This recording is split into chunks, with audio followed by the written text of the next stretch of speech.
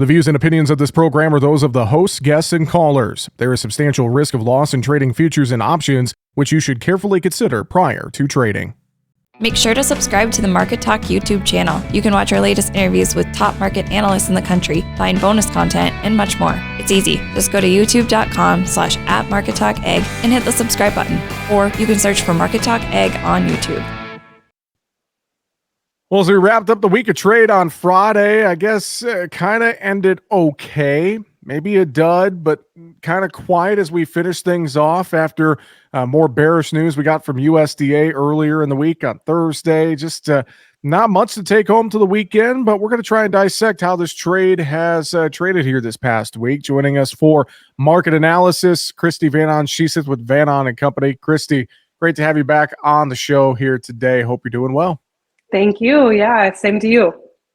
Well, as I was kind of trying to set us up there, not a lot in the way of friendly news, I would say, to the grain markets here this past week. I guess all in all, considering the neutral to bearishness of the USDA numbers we got on Thursday, we ended Friday okay. It could have been worse, I guess, was maybe a better way to frame it up. What do you think? Yeah, we're going to take this, we're going to spin it in a positive light, and we're going to make this, a little bit of a friendlier conversation. And so you're right. Like, it's not great. These markets are really struggling here, but they could be a lot worse, like you said. So you look at the last about month and a half, and you've pretty much thrown everything bearish you can at these markets right now. You have growing carryouts domestically. The world carryouts just aren't doing their job of shrinking enough. Conditions, although have been dicey in South America, they've been improving, and you're coming in here with just some lackluster crush demand, or I should say crush margins and ethanol margins. So you're really throwing all this bearish information at the market, and it's doing a good job digesting it. And so if we want to take this market and look at it and say, hey, what could we see on the friendly things? I think there's actually quite a bit to be optimistic when you look at these prices. For one, it feels like everyone is leaning bearish. When everyone leans one direction, you really need to be cautious about the boat tipping. And so you're looking at these people that are, the end is over. I'm going to puke my grain. I can't do this anymore. Is this ever going to end? When you start to really have that rhetoric around the market, that's when you start to kind of say, hey, we might be getting close. And we really focus on four things here when we look at these markets. And to be honest, 3 of the 4 are looking like they could be really friendly, especially the technical side of things. We know that a technical formation can take over a market and bring buyers or sellers in and completely ignore any sort of fundamental news. When everything shakes out, I'm a fundamentalist at heart. I do think supply and demand will be the winner when everything's said and done. There's a lot of times that just kind of sits on the sideline and you let some other things take over. And right now, the charts, you're entering some key areas on these charts of finding downside support at some key levels, like 2 standard deviations away from trend line. That's where you're at on soybeans right now. You're at 1 standard deviation, 1.2 for corn. So these levels are great levels to see some support show up on the chart. And, like you said, it could be a lot worse. Yes, we're making new lows in corn. Yes, we're falling off.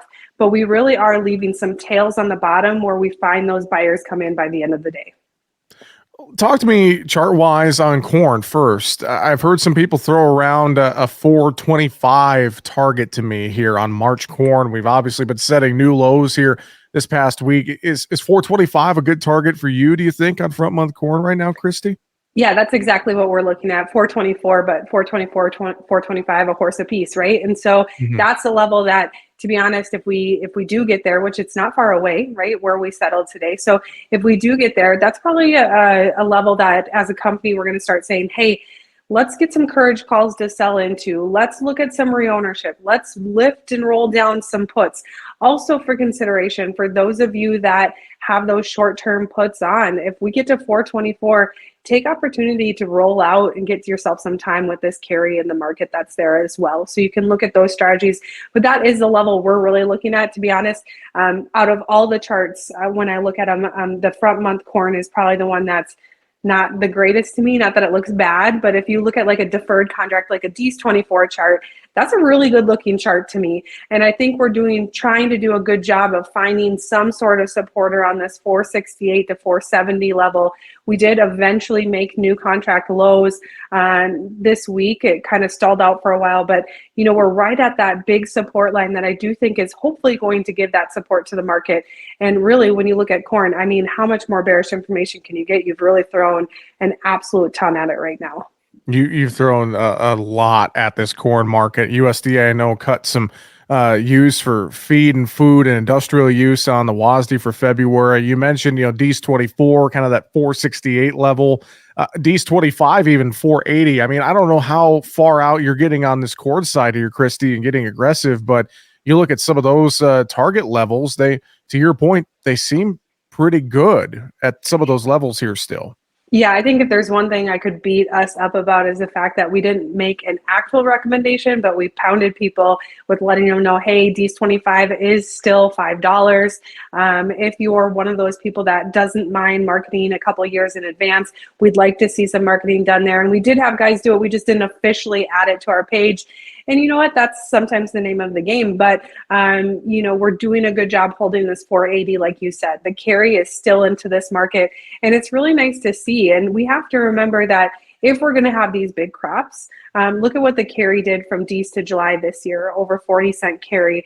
Let's say it doesn't get there. But, if you're looking at even right now at 480 for D's 25 corn, and you get a 30-cent carry, which I think is totally doable out to July, that's $5.20, and a lot of people are $5 cash at that point. And so, it's those little things.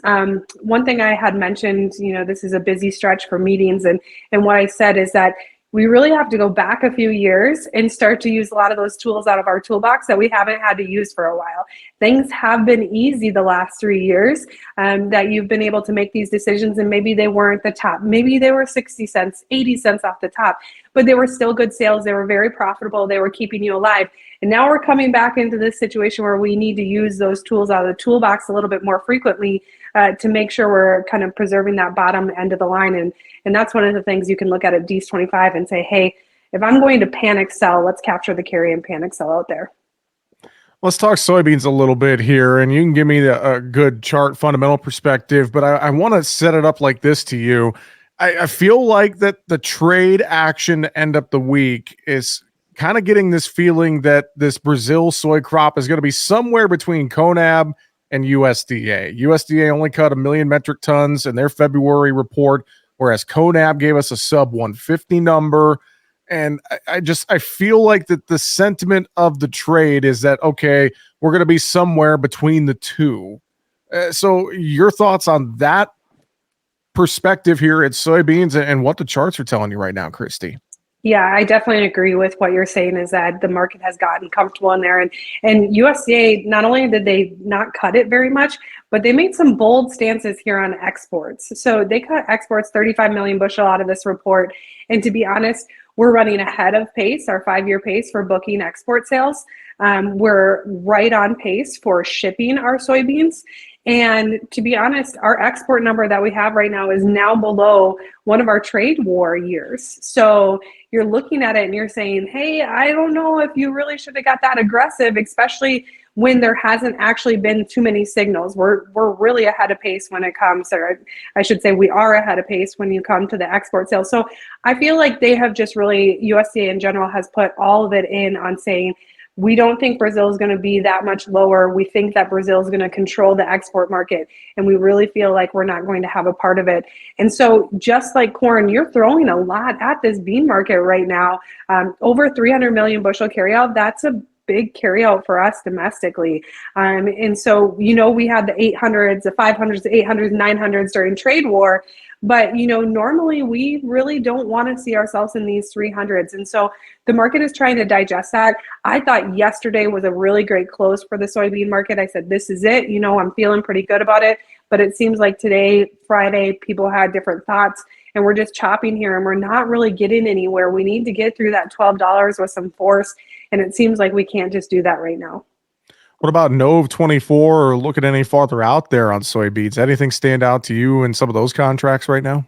Yeah, so soybeans have the best looking charts, I think, when you look at it. And so you have these conversations of saying, yes, there's a lot of bearish information out there fundamentally for soybeans, but I think technically looking at a chart, soybeans are the most attractive one to look at right now. So we have this conversation in the office, and I wouldn't be surprised if company-wide we start to look at some courage calls for both new crop corn and new crop soybeans to sell into, with the hopes to sell in. Who knows if you're going to get there, right? That's the point of a courage call. But you're starting to have this talk really ramp up on the fact of going from a super El Nino to a strong La Nina. And these extended forecasts are starting to pound in this hot and dry forecast for the end of the summer, starting with a wet forecast. We know what drought tolerance can do for hot and dry. The last few years, it showed you that these crops can really tolerate to some degree drought, right? That's their biggest thing for their stacks.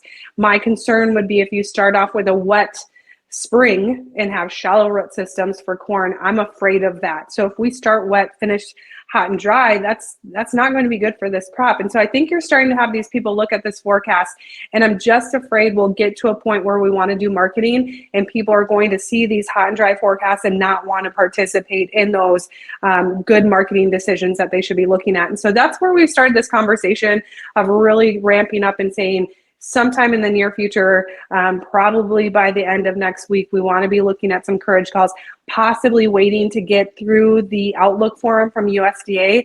That number out of the outlook forum should be one of the most bearish numbers we get for a while, right? Like, I'm not saying that you can't get that out of the March planting, but the outlook forum is going to have trend line. They're going to show some big yields, and I'm always nervous what their acreage could look like. They're also going to give us a good hint on what they really want to see done for renewable diesel moving forward, so the crush demand as far as that goes.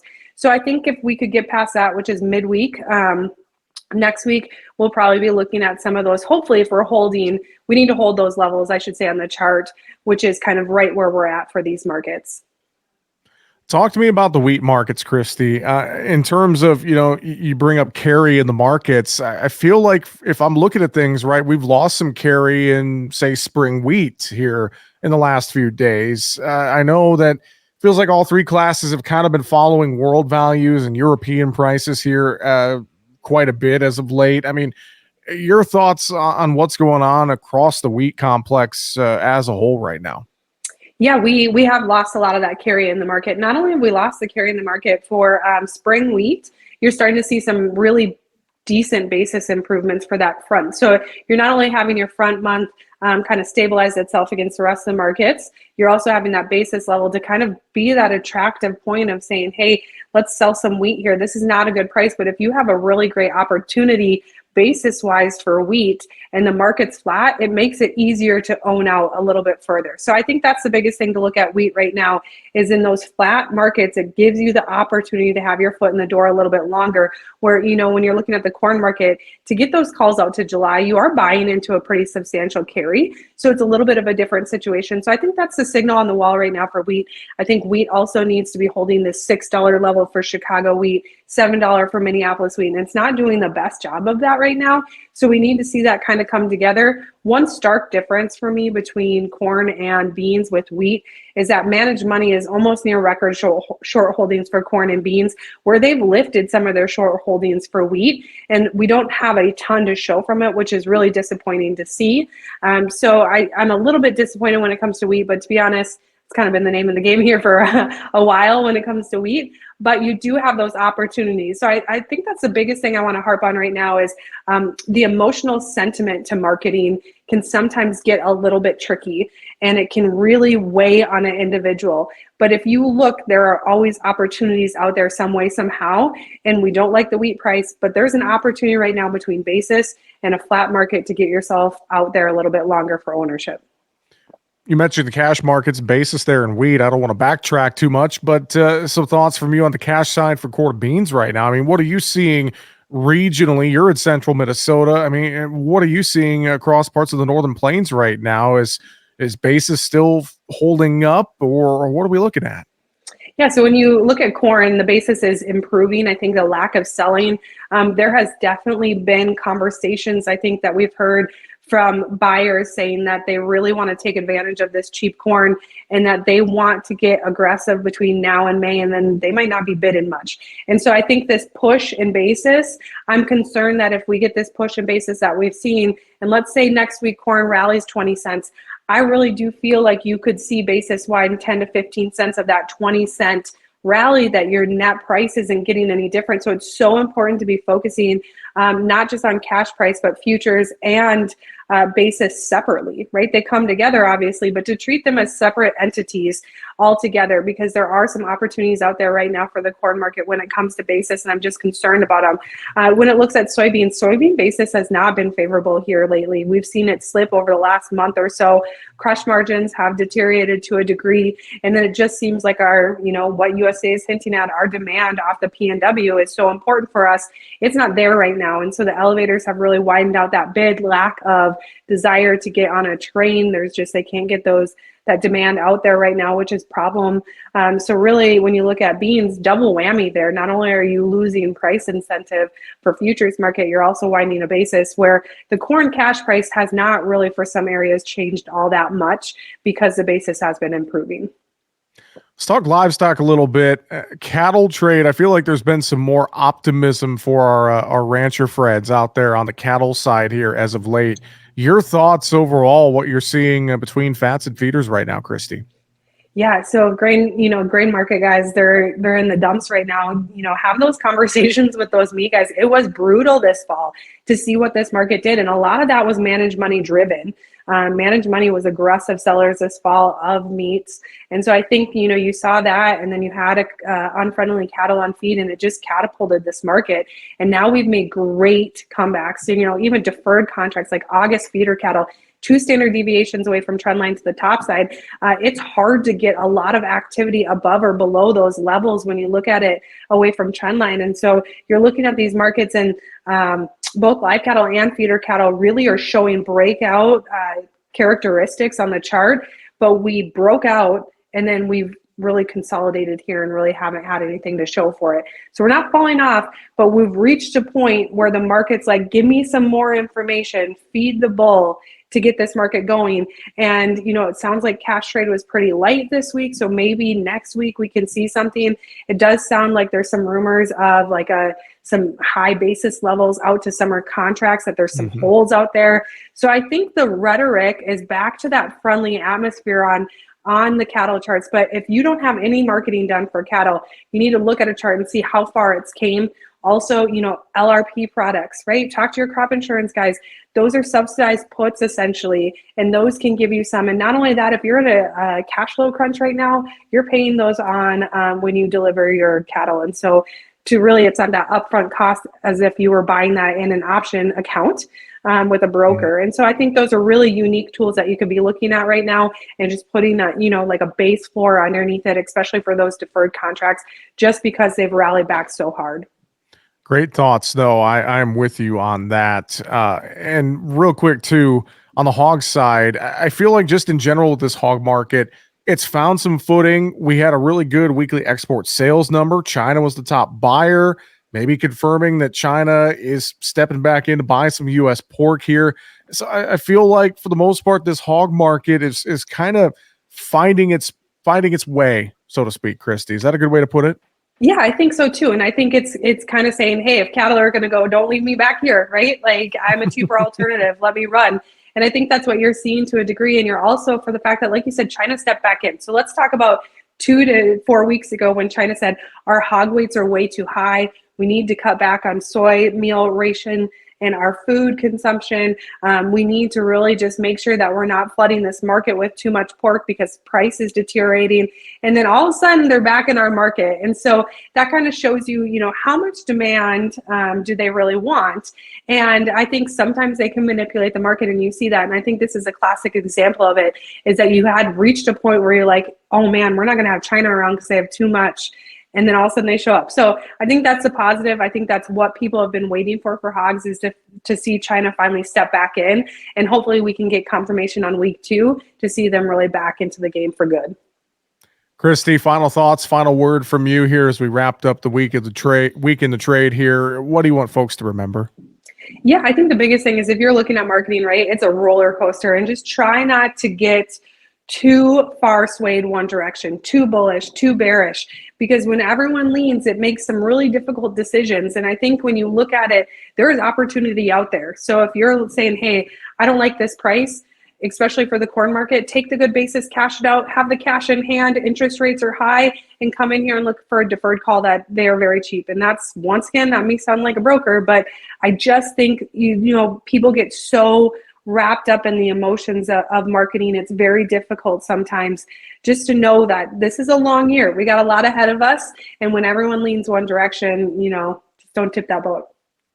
Christy, if folks want to reach out to you with questions there at Van On and Company, I know they can reach you very easily. How can they get a hold of you? Yeah, you can call us at 1-800-648-5494. With that, Christy Van On, she's with Van On and Company. Thanks for joining us on Market Talk, Christy. Have a great one. We'll talk to you again soon. You too. Thank you. That's going to do it for the show today. Find us at markettalkag.com. I'm Jesse Allen. Have a great weekend. If you miss an episode of Market Talk, you can listen back to the show anytime. Just search for Market Talk on your podcast platform of choice, and you can hear past episodes of the program on demand.